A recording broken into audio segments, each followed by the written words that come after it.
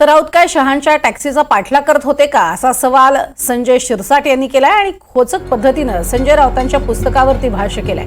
राऊतांच्या लिहिण्याला बोलण्याला काही अर्थ नाही असं महाजन यांनी सुद्धा म्हटलेलं आहे आणि राऊतांच्या पुस्तकावर गिरीश महाजनांनी ही टीका केली आहे। आपण लिहित असताना वास्तविकता जी आहे ना ती मांडायला पाहिजे होती, परंतु जिद्याची खोड ही मेल्याशिवाय जात नाही हा त्यांचा स्वभाव असल्यामुळे त्यांनी तेच रिपीट त्या ठिकाणी केलेलं। शिवसेना प्रमुखामुळे अनेकांना मदत झालेली ह्या महाराष्ट्रातला जे जाणकार नेते आहेत ते कोणीही नाकारणार नाही। विरोधातला जरी असला, जेव्हा केव्हा संकटात असेल त्या टायमाला शिवसेना प्रमुखांनी त्यांना सुद्धा मदत केली आहे आणि त्याची कुठं वाच्यता सुद्धा केली नाही।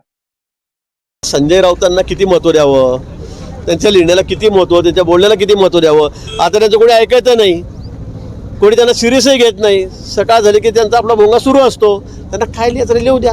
युद्ध सुरू असताना संपूर्ण देश हा सेनेच्या पाठीशी उभा होता, मोदींच्या पाठीशी। अशा वेळेला ते म्हणतात मोदींनी राजीनामा द्यावा, अशा वेळेला ते म्हणतात अमित भाईंनी राजीनामा द्यावा। आता मला कळतच नाही, म्हणजे आता आपण त्या अतिरेक्यांशी लढावं का या देशांतर्गत अतिरेक्यांशी लढावं, हाही मोठा प्रश्न आहे। नरेंद्र मोदी या ठिकाणी गोध्रा प्रकरणात असताना सुद्धा युपीएने देखील मदत केली असंही त्यांनी या पुस्तकात म्हटलेलं आहे। शरद पवारांनी देखील मदत आता मला वाटतं या पुस्तकाला किती महत्व द्यावं, संजय राऊत किती विश्वासार्ह माणूस आहे हे आपल्याला माहिती आहे सगळ्यांना। त्यामुळे त्यांनी काय लिहिलं काय नाही मी तर काही वाचलं नाही, वाचणारही नाही, पण मला असं वाटतं की त्याला फार महत्त्व देण्याची गरज नाही।